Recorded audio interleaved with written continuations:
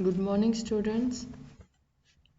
आज हम पढ़ेंगे principles of plant disease management. कल हमने पढ़ा था इंट्रोडक्शन ऑफ प्लांट डिजीज और why we there is need to protect the plant and why protection is needed. So there is an overview.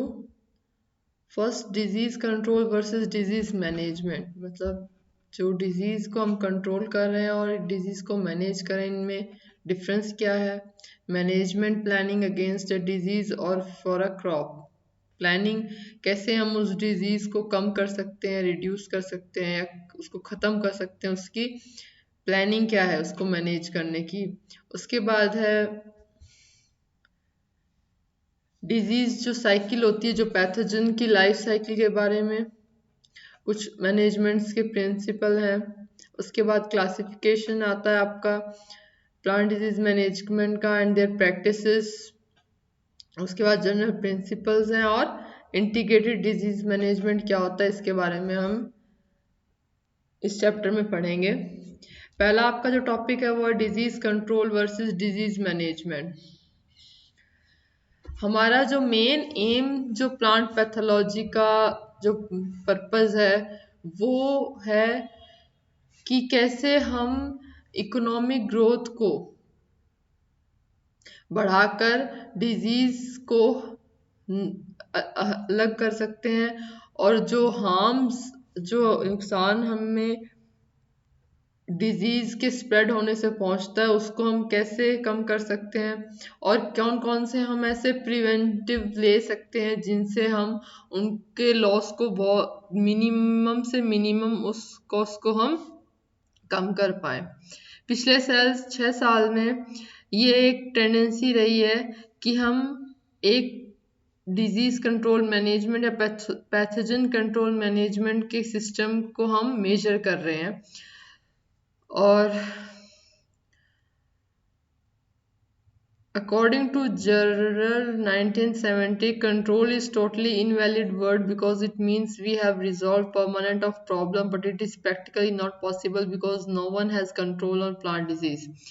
Jurrer के अनुसार हम पूरी तरीके से पैथोजन पर काबू नहीं पा सकते हैं, क्योंकि अगर हमने ओवरऑल अगर कंट्रोल की बात करें तो इसका मतलब होता है कि हमने पूरी तरीके से उस डिजीज का जो हल है, सॉल्यूशन है, वो निकाल लिए। लेकिन प्रैक्टिकली अगर हम फील्ड पे बात करें तो ऐसा पॉसिबल नहीं होता है, क्योंकि हमें वही सेम ऑपरेशन है वो हर क्रॉप सीजन के लिए वो दोहराना पड़ता है डिजीज के खिलाफ। ब्रनिन 1966 में उन्होंने ये कहा था कि जो फार्मर्स हैं वो इस सच्चाई को नकारते हैं कि जो डिजीज कंट्रोल करने के जो ट्रीटमेंट है उन वो ना ही सिर्फ वो एग्रीकल्चर को कम हार्म पहुंचाते हैं और जबकि डिजीज पैथोजन को वो नहीं मारते हैं। दूसरा कॉन्सेप्ट आया था मैनेजमेंट का। मैनेजमेंट कहता है कि ये एक लगातार चलने वाली प्रोसेस है। 1977 में एप्पल के अनुसार मैनेजमेंट के बारे में उन्होंने बताया था। उन्होंने कहा कि जो प्लांट डिजीज है वो एक इनहेरिट कंपोनेंट है। इसका मतलब वो ऐसी एक समस्या है जो कि हर जनरेशन दर जनरेशन वो हमें देखने को मिल रही है और फार्मर्स उसका लगातार सामना कर रहे हैं। और एग्रो इकोसिस्टम, जो हमारी एग्रीकल्चर से रिलेटेड जितना भी हमारा पर्यावरण है, उसको इन चीज़ों से कंटिन्यूसली डील करना है और अगर हम उसको नॉलेजेबल बना दें तो वो थोड़ा इजी हो जाएगा मैनेज करने में। मैनेजमेंट की जो प्रिंसिपल है उसका मतलब सिर्फ ये नहीं है कि हम पैथोजन को हटा दें, बल्कि हमारा मेन फोकस, मेन प्रिंसिपल हमारी ये है कि हम कम से कम जो लॉस है वो हम इन्वायरमेंट को दें, यानी कि इकोनॉमिक इंजरी लेवल है वो मिनिमाइज हम करके एक डिजीज के को कम कर सकते हैं। और मैनेजमेंट में एक चीज की जरूरत होती है, वो होता है continuous adjustment in crop cultivation system. मतलब हम लगातार एक ही क्रॉप को अगर कल्टीवेट कर रहे हैं तो उससे हमारी जो पैथोजन प्रॉब्लम है सॉल्व नहीं होगी। उसमें हमें क्या करना है, एक सिस्टम पैदा करना है जिसमें हम क्या कर रहे हैं, क्रॉप का रोटेशन करते हैं। Management planning against a disease और for a crop. Management planning के दो अप्रोच है, मतलब दो तरीके से जो मैनेजमेंट है वो काम करता है। पहला है management of single disease in a crop, दूसरा है management of planning for overall health of crop. पहले में हम क्या कर रहे हैं, सिर्फ क्रॉप की कोई एक डिजीज के ऊपर हम उसको उसका समाधान ढूंढ रहे हैं। दूसरे दूसरे अप्रोच में हम बात करते हैं कि क्रॉप की ओवरऑल हेल्थ, जिसमें हमारे एबायोटिक फैक्टर्स भी शामिल होते हैं। Management planning against a disease is directed against a specific disease such as late blight of potato. आलू में जो लेट ब्राइट नाम की जो डिजीज पाई जाती है वो एक स्पेसिफिक डिजीज कहलाती है, यानी कि उसमें वो एक पर्टिकुलर स्पीशीज, एक पर्टिकुलर प्लांट को डिनोट करती है। जबकि management of crop health involves a well plan in which all disease of any significant nature in crop are taken into consideration. एक पर्टिकुलर स्पीशीज की डिजीज को ध्यान में ना रखकर, बल्कि जनरलाइज जो क्रॉप प्रोडक्शन है हमारी in the field of agriculture, उसमें हम कैसे एक आम समस्या जो कि हर क्रॉप में हमें देखने को मिलती है उसको हम कैसे कम कर सकते हैं, उसके ऊपर मैनेजमेंट में ज्यादा ध्यान दिया जाता है। दूसरे अप्रोच में जो कि काफी डिफिकल्ट है थोड़ा सा, लेकिन प्रैक्टिकल वैल्यू इसकी ज्यादा है, क्योंकि प्रोडक्टिविटी अगर हम किसी क्रॉप की इंक्रीज कर रहे हैं, इसका मतलब एक ऐसा सेफ गार्ड हम उन क्रॉप्स को दे रहे हैं against all possible disease occurring in this area. मतलब उस पर्टिकुलर एरिया में जो भी क्रॉप उगाई जा रही है, जो भी क्रॉप कल्टीवेट हो रही है, उसके खिलाफ हम क्या कर रहे हैं, यहाँ पे उस डिजीज के लेवल को या उसके हार्म लेवल को हम इकोसिस्टम में कम कर रहे हैं। अब एक सिंगल क्रॉप है, अगर वो हमने कल्टीवेट की है तो जरूरी नहीं है कि एक ही तरीका हो सकता है उस क्रॉप में डिजीज होने का। कई ऐसे रीजंस हैं जिनसे वो डिजीज जो है वो वापस आ सकती है, और सेम सीजन में भी ऐसा देखने को मिला है। अब पोटैटो है, अगर इसकी एग्जाम का बात करें तो सेम सीजन में जब हम पोटैटो को कल्टीवेट करते हैं तो कई ऐसी डिजीज हैं जो कि उस सीजन में आती है। अब पोटैटो है वो कई वायरसेस से भी इफेक्ट होता है, उसमें लेट एंड अर्ली ब्लाइट होते हैं, ब्लैक स्कर्फ नॉट एटसेट्रा। तो ये सब डिजीज हैं, ये सेम सीजन में पोटैटो में हमें देखने को मिलती है, और इन्हें हम क्या कहते हैं, स्पेसिफिक कंट्रोल मेजर कहते हैं एक डिजीज के खिलाफ। और ये भी जरूरी नहीं है कि जो कंट्रोल मेजर है वो एक डिजीज के लिए होंगे या फिर दूसरी के लिए। तो ये दूसरे पैथोजन के लिए हमें दूसरे तरीके का मैनेजमेंट मेथड ढूंढना पड़ेगा, जैसे बैक्टीरिया है, वायरस है, फंगी है या एल्गी है। अब बात करते हैं some essential consideration in plant disease control. ऐसे कौन कौन सी जो बातें हैं हम ध्यान में रखते हैं प्लांट डिजीज कंट्रोल के करते वक्त। जो प्लांट डिजीज है वो सब क्या करती है, इकोनॉमिक गेन जो है हमें क्रॉप से मिलता है उसको कम करती है, ये हम सब जानते हैं। और जो एम है डिजीज कंट्रोल का वो क्या है, वो चेक करना है कि हम कैसे इकोनॉमिक गेन जो है वो, जो रिडक्शन आ रहा है इकोनॉमिक गेन में, उसको हम कैसे कम करें। अगर कंट्रोल मेजर फेल होते हैं इकोनॉमिक गेन को बढ़ाने में, या अगर डिजीज इंसिडेंस भी कम हो गए हैं, फिर भी अगर हमारा जो इकोनॉमिक गेन है वो इंक्रीज नहीं हो रहा है, तो no grower is likely to accept the recommendation for plant disease control. तो फिर plant disease control का कोई recommendation फायदे में नहीं होगा। इसीलिए कॉस्ट बेनिफिट रेशियो है वो सबसे ज्यादा जरूरी चीज है जो कि ध्यान में रखा जाता है जब हम कंट्रोल मेजर्स लेते हैं। जो प्रोसेस है प्लांट डिजीज कंट्रोल की वो जनरल कल्चर प्रैक्टिस होती है ताकि हम क्रॉप को इंक्रीज कर सकें, क्रॉप प्रोडक्शन को। और ये भी जरूरी होना चाहिए कि जो हम कंट्रोल मेजर्स ले रहे हैं वो क्रॉप प्रोडक्शन के ऑपरेशन के जनरल शेड्यूल में फिट हो जाए। और कोई भी कंट्रोल प्लानिंग के सक्सेस के लिए its adoption on large contiguous area is also necessary. मतलब हम कैसे उसे बड़े पैमाने पे उस चीज को लागू कर सकते हैं, प्रैक्टिकली हम उसे पॉसिबल कर सकते हैं, ये भी जो हमारा प्लांट डिजीज कंट्रोल है उसके ध्यान में होना चाहिए।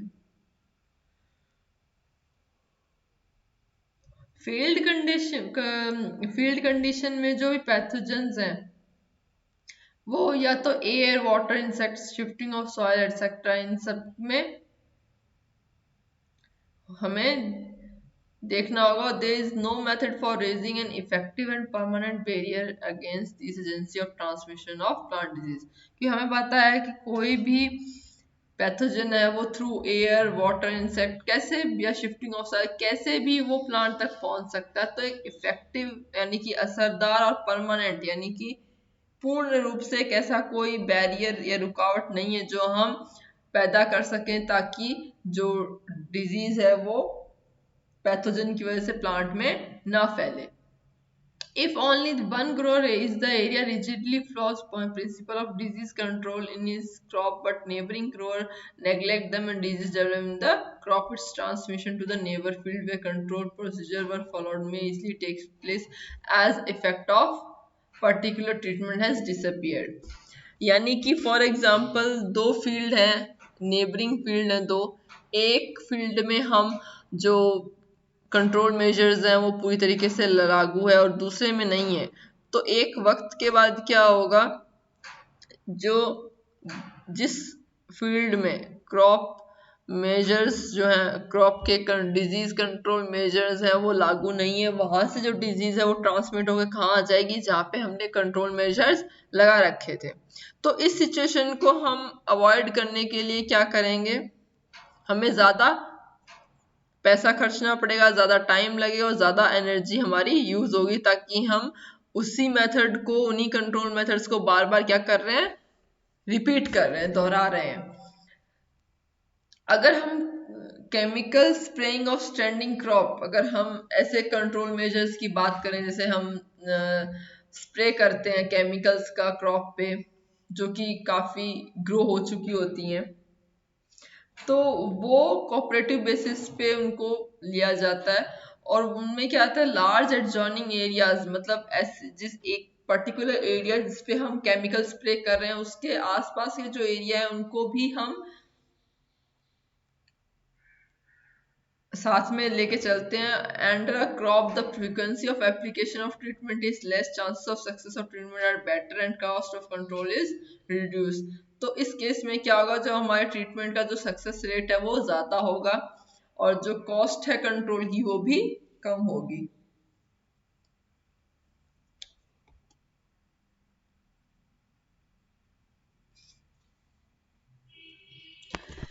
एक यूनिक फीचर अगर हम प्लांट डिजीज की बात करें तो वो ये है कि जब पूरा प्लांट या पूरा ऑर्गन डिजीज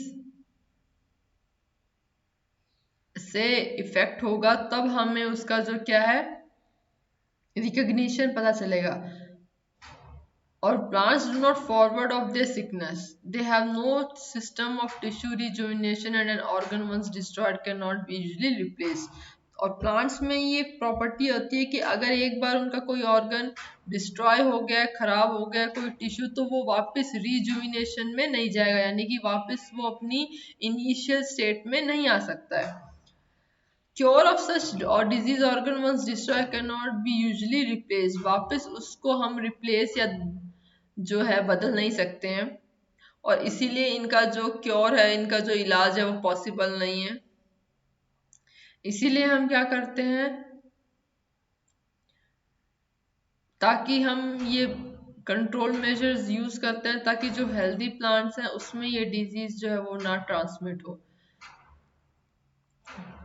जो पेरेनियल ट्रीज होते हैं उनको हम कट करके, रिमूव करके उन ट्रीज की लाइफ सेव कर सकते हैं।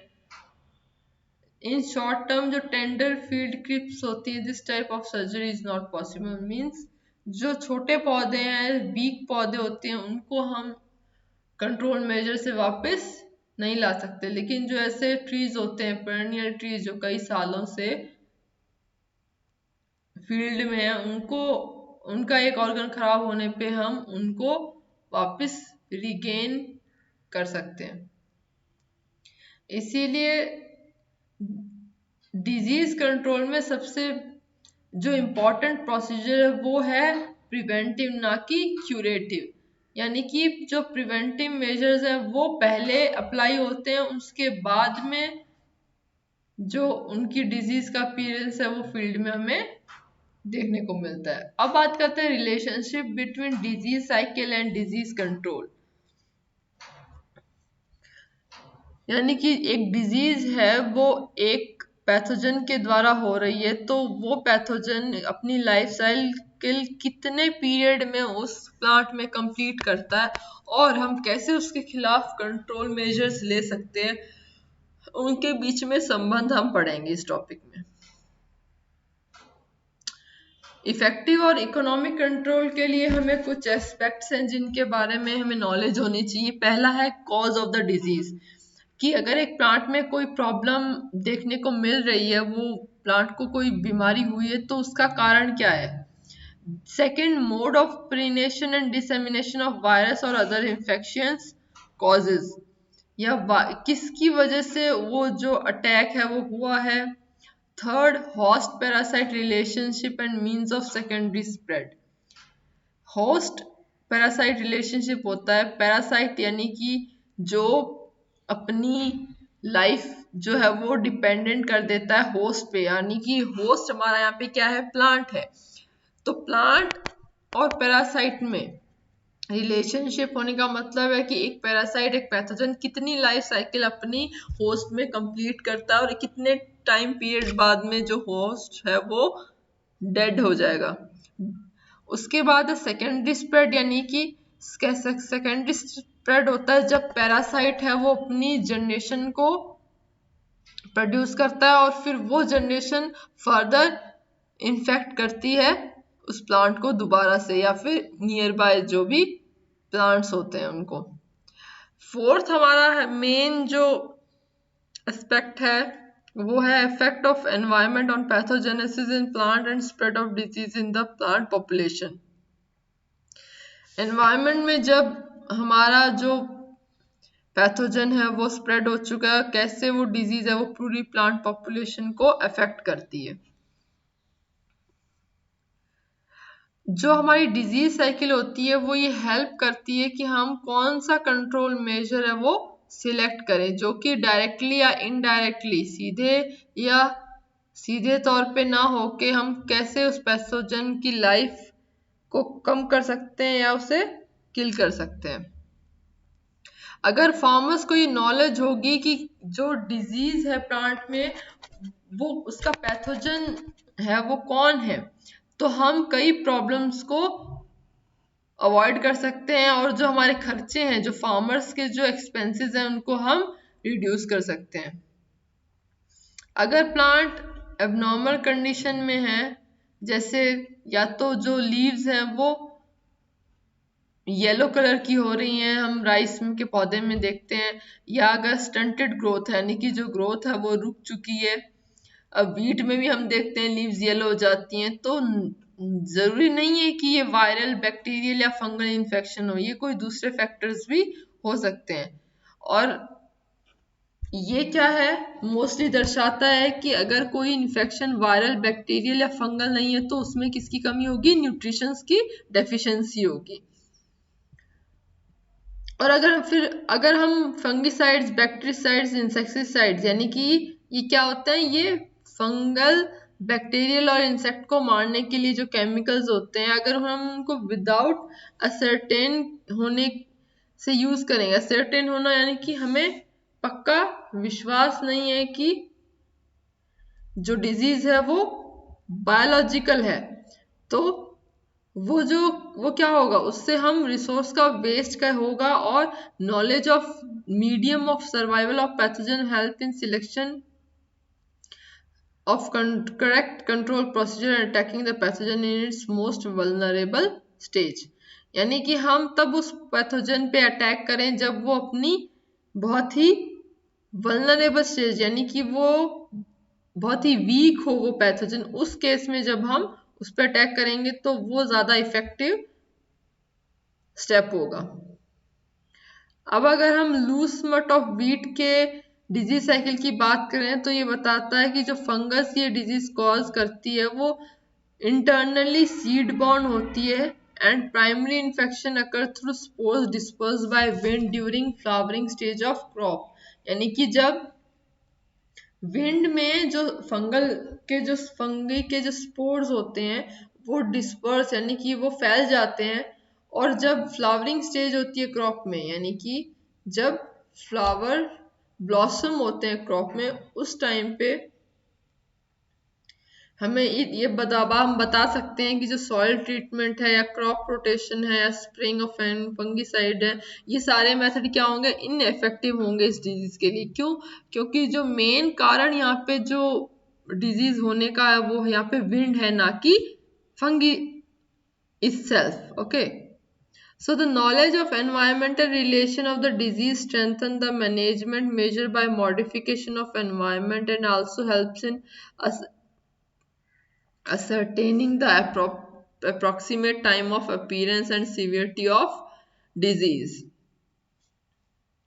so that such preventive measure as spraying of crop can be decided more accuracy।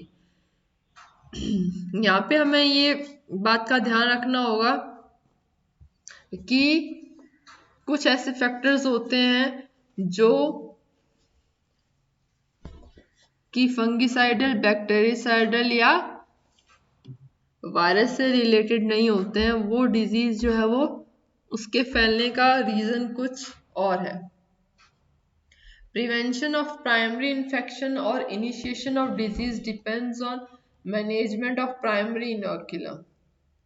If primary inoculum is stopped from being effective, there should be no disease in standing crop। यानी कि हम जब उस crop को का inoculum कर रहे हैं सबसे पहले, वो हमारा जो स्टेप है वो सबसे क्रूशियल स्टेप होता है, और उसी वक्त हमें जो है मैनेजमेंट करना होता है कि ताकि उसमें डिजीज ना हो। और अगर एक बार प्राइमरी इनोकुलम में हम